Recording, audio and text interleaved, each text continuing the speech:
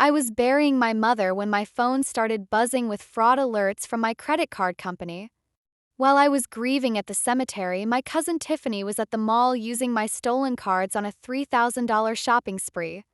The security footage that caught her trying on designer clothes while I was saying goodbye to my mom destroyed her life and sent her to prison. Before I dive into this story of family betrayal during the darkest moment of my life and the justice that followed, let me know where you're watching from in the comments below. Hit that like button if you've ever had family members take advantage of you during times of grief, and subscribe to True Revenge for more stories of justice served cold. My name is Carmen, I'm 31 years old, and until 6 months ago, I thought family meant supporting each other through life's most difficult moments. This story begins with losing my mother and ends with discovering that some relatives see tragedy as an opportunity for personal gain. My mother Elena was 58 when she was diagnosed with aggressive lung cancer. Despite never smoking a day in her life, the disease spread quickly through her body, and doctors gave her less than 6 months to live. Those final months were a whirlwind of treatments, hospital stays, and precious moments spent together before she passed away peacefully at home with me holding her hand. Mom had always been the heart of our family. She was the one who organized holidays, remembered birthdays, and kept everyone connected. As a single mother who'd raised me on her own after my father left when I was 8, she'd worked 2 jobs to give me every opportunity possible. She was my best friend, my role model, and my entire world. Planning her funeral was one of the most difficult things I'd ever done, but I wanted to honor her memory with a beautiful service that reflected the love and warmth she'd brought to everyone's lives. I spent weeks coordinating with the funeral home, the church, and the cemetery to ensure everything would be perfect. My extended family rallied around me during this time, offering support and assistance with the arrangements. My cousin Tiffany was particularly helpful, volunteering to handle various tasks and offering to stay at my house during the funeral service. Tiffany is my aunt's daughter, 3 years younger than me, and we'd grown up together like sisters. She'd always been the more impulsive and materialistic one in the family, constantly shopping for designer clothes and expensive accessories despite working various retail jobs that barely covered her rent.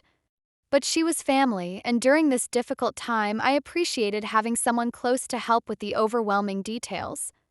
"Carmen, you have enough to worry about," Tiffany said when she offered to house sit during the funeral. "Let me stay at your place and make sure everything's secure while you're focused on the service. The last thing you need is to worry about your home being broken into while you're grieving." I was touched by her thoughtfulness and grateful for one less thing to worry about. I gave her my spare key and told her to make herself comfortable, never imagining that I was actually inviting a thief into my home. The funeral was scheduled for a Thursday morning at 10 a.m. I'd spent the night before at the funeral home during the viewing, greeting family and friends who came to pay their respects to my mother. It was emotionally exhausting, but also comforting to see how many lives Mom had touched. That morning, I woke up at my house, got dressed in the black dress Mom had helped me pick out for formal occasions, and prepared for the most difficult day of my life. Tiffany arrived around 8 a.m. with coffee and pastries, acting like the supportive cousin I thought she was. "I'll take care of everything here," she assured me as I gathered my purse and prepared to leave for the church. "You just focus on honoring Aunt Elena's memory. Don't worry about anything else." I hugged her gratefully and left my house keys with her, trusting that my home and belongings would be safe in her care. The funeral service was beautiful but heartbreaking. Church was packed with friends, colleagues, neighbors, and family members who wanted to celebrate Mom's life. I gave a eulogy about her strength, her generosity, and her unwavering love, struggling to get through the words as grief overwhelmed me. After the service, we proceeded to the cemetery for the burial. This was the hardest part. Watching Mom's casket being lowered into the ground and throwing dirt on top of it felt like saying goodbye forever to the most important person in my life. During the graveside service, my phone kept buzzing in my purse. I ignored it, assuming it was condolence texts from people who couldn't attend the funeral.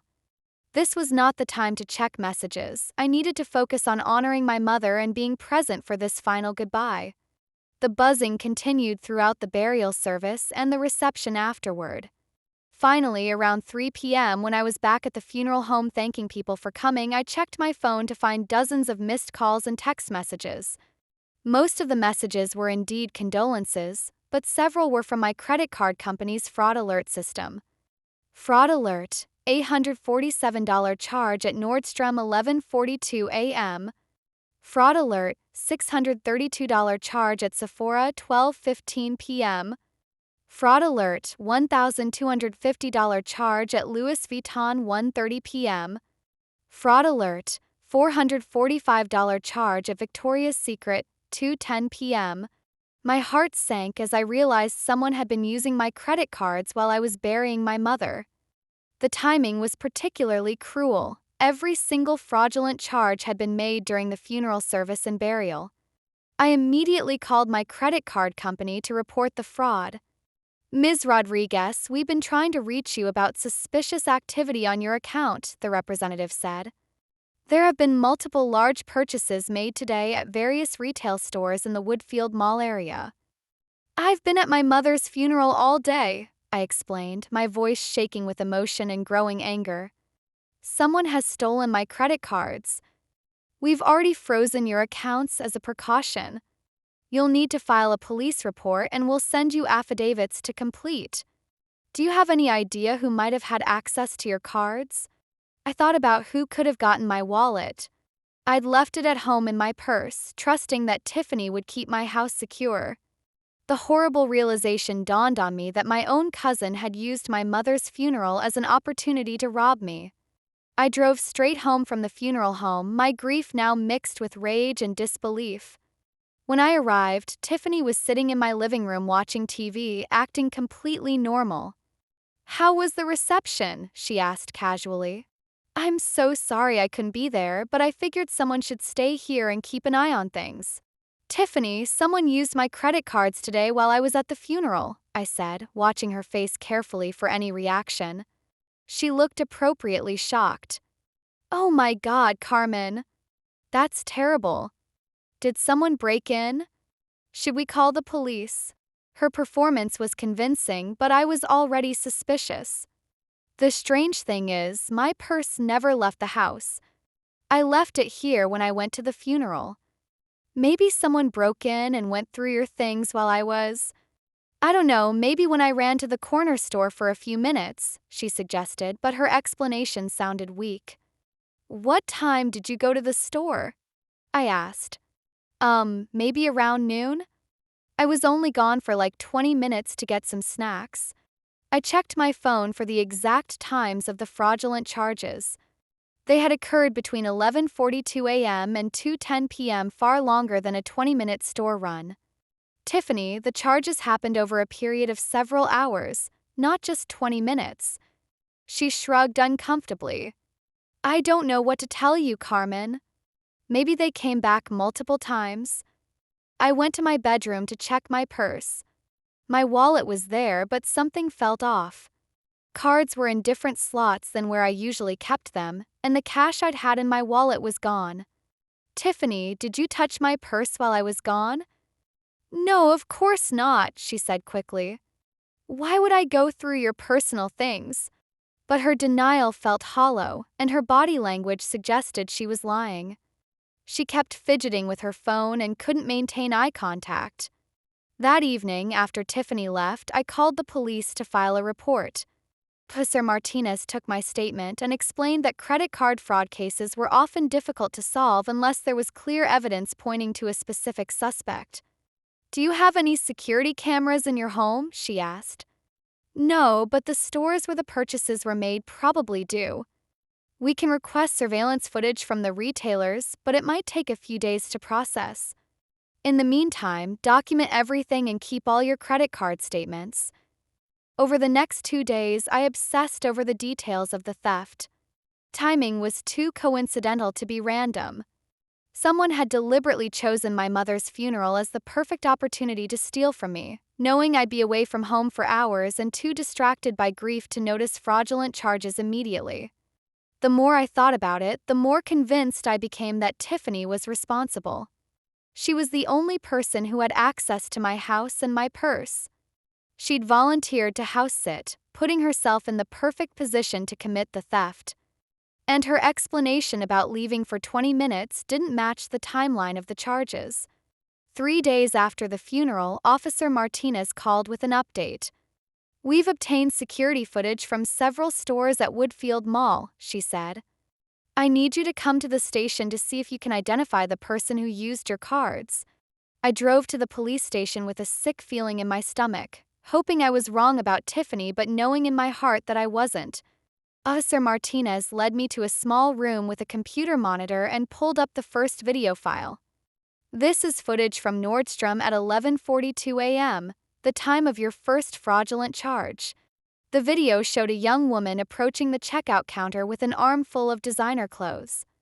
When she turned toward the camera to hand over the credit card, my worst fears were confirmed. It was Tiffany. She was clearly visible on camera, using my stolen credit card to purchase expensive clothing while I was sitting in a church pew mourning my mother. "Is this someone you recognize?" Officer Martinez asked. "That's my cousin Tiffany," I said, feeling sick. "She was supposed to be watching my house during the funeral." Officer Martinez pulled up additional footage from other stores. Video after video showed Tiffany using my credit cards to go on an elaborate shopping spree. Sephora, she bought expensive makeup and skincare products. Louis Vuitton, she purchased a designer handbag. The Victoria's Secret, she bought lingerie and perfume. The most damning footage came from the Louis Vuitton store. Timestamp showed 1:30 p.m., which was exactly when my mother's casket was being lowered into the ground. While I was throwing dirt on my mother's grave, Tiffany was trying on luxury handbags and laughing with the sales associate. "We have enough evidence to arrest her for credit card fraud and theft," Officer Martinez explained. "The video footage clearly shows her using your cards, and we can prove she had access to your home during the time the cards were stolen." How much prison time could she face? Credit card fraud is a felony in Illinois. Given the amount she stole and the number of separate incidents, she could face up to 5 years in prison. That evening, I called my aunt to inform her that Tiffany was about to be arrested for stealing from me during my mother's funeral. "Carmen, there must be some mistake," my aunt said immediately. "Tiffany would never do something like that, especially during such a difficult time." "I've seen the security footage, Aunt Maria. There's no mistake. Tiffany stole my credit cards and went shopping while I was burying my mom. Maybe she was buying things for you? As a surprise or to help cheer you up? She bought herself a Louis Vuitton purse and expensive makeup. This wasn't about helping me." My aunt was silent for a long moment. "What happens now?" "The police are going to arrest her tomorrow. I wanted to give you a heads up so you wouldn't be blindsided." "Carmen, please. She's young and made a mistake. Can't you just let her pay you back and drop the charges? You'd be destroying her future over a few $1,000s. Aunt Maria, she stole from me while I was burying my mother. This wasn't a mistake. It was calculated theft that took advantage of my grief. I can't just let that go." The next morning, Tiffany was arrested at her apartment. According to Officer Martinez, she initially denied everything until confronted with the video evidence. Then she broke down and confessed, claiming she'd been under financial stress and had made a terrible decision. The arrest made local news because of the particularly cruel timing of the theft. "Woman steals from cousin during mother's funeral," read the headline, and the story was picked up by several media outlets. The public reaction was overwhelmingly negative toward Tiffany. Comments on news articles called her heartless, despicable, and worse. The story struck a nerve with people because everyone could imagine how devastating it would be to be robbed by family during such a vulnerable time. Tiffany's mugshot was published alongside security camera stills showing her shopping with my stolen cards. The visual evidence of her callousness, smiling while trying on expensive accessories during my mother's funeral, sparked outrage from strangers who were appalled by her behavior.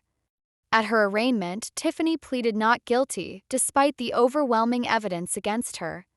Her court-appointed attorney suggested that emotional distress and family pressure had led to poor decision-making, but the prosecutor argued that the theft was premeditated and particularly cruel.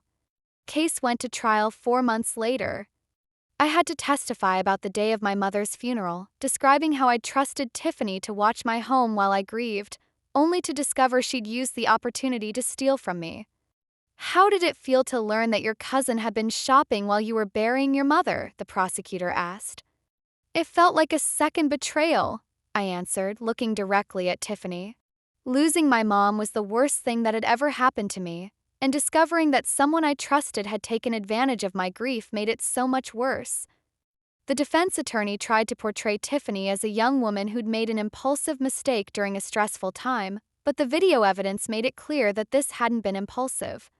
The shopping spree had lasted for hours and involved multiple stores and deliberate purchases. The most damaging testimony came from the store employees who had served Tiffany. The sales associate from Louis Vuitton testified that Tiffany had been happy and excited while shopping, trying on multiple handbags and asking about upcoming sales. "She didn't seem upset or stressed," the employee said. "She seemed like someone enjoying a shopping trip with someone else's money." The jury deliberated for less than 2 hours before finding Tiffany guilty on all charges: theft, credit card fraud, and identity theft. During sentencing, the judge was particularly harsh in her comments. "Ms. Johnson, you committed these crimes during one of the most sacred and difficult moments in your cousin's life," Judge Patterson said. "You exploited her grief and trust to steal from her while she was burying her mother. This represents a profound betrayal of family bonds and basic human decency." Tiffany was sentenced to 3 years in state prison and ordered to pay full restitution of $3,174, plus court costs and fees. The sentence made headlines again, with legal experts noting that the judge had given Tiffany the maximum penalty allowed under sentencing guidelines, largely due to the cruel timing and circumstances of the theft. My extended family was divided in their reactions. Some relatives supported my decision to prosecute Tiffany, understanding that what she'd done was unforgivable. Others thought I was being too harsh and that the family should handle these matters privately. "You sent your own cousin to prison," one relative said at a family gathering. "Elena wouldn't have wanted this much drama over money." "My mother wouldn't have wanted me to be robbed during her funeral either," I replied. And this wasn't just about money, it was about trust and respect during the worst day of my life. The aftermath of the trial was complicated. While justice had been served, the family dynamics were permanently changed. Aunt Maria stopped speaking to me entirely, blaming me for destroying Tiffany's life. Other relatives took sides, and family gatherings became awkward and tense. But I received unexpected support from outside the family. Strangers who had followed the case sent me messages of support, saying they admired my strength in holding Tiffany accountable. Some shared their own stories of being betrayed by family members during times of grief. The most meaningful support came from my mother's friends and colleagues, who were outraged on my behalf and proud that I'd stood up for myself. "Elena raised you to be strong and independent," her best friend told me. "She would be proud that you didn't let anyone take advantage of you, even family." 6 months after Tiffany was sentenced, I received a letter from her in prison. She'd written to apologize and ask for forgiveness, claiming that therapy in prison had helped her understand how wrong her actions had been. "I know what I did was unforgivable," she wrote. "I took advantage of your grief and betrayed your trust during the worst possible time. I don't expect you to forgive me, but I wanted you to know that I understand how much I hurt you." I read the letter several times but never responded. While I appreciated that she'd finally taken responsibility for her actions, the damage to our relationship was irreparable. Some betrayals are too fundamental to forgive, and stealing from someone during their mother's funeral certainly qualifies. Today, almost 2 years after my mother's death, I've rebuilt my life and my sense of security.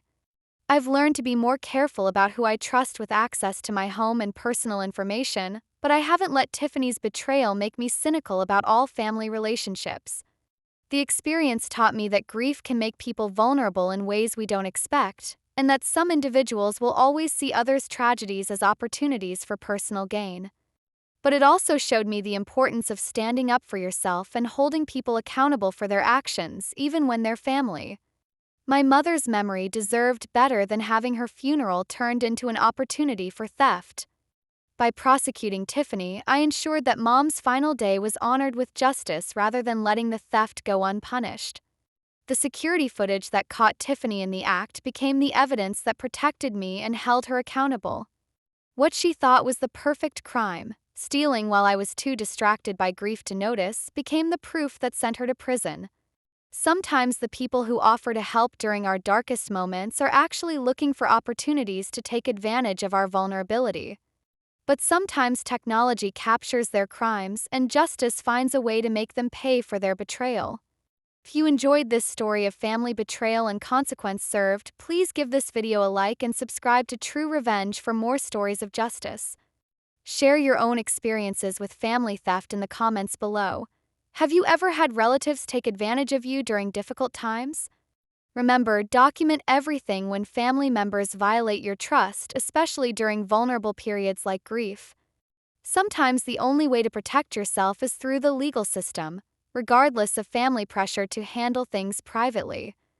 Thank you for listening to my story, and remember, some betrayals are too cruel to forgive, and holding people accountable isn't about revenge, it's about justice.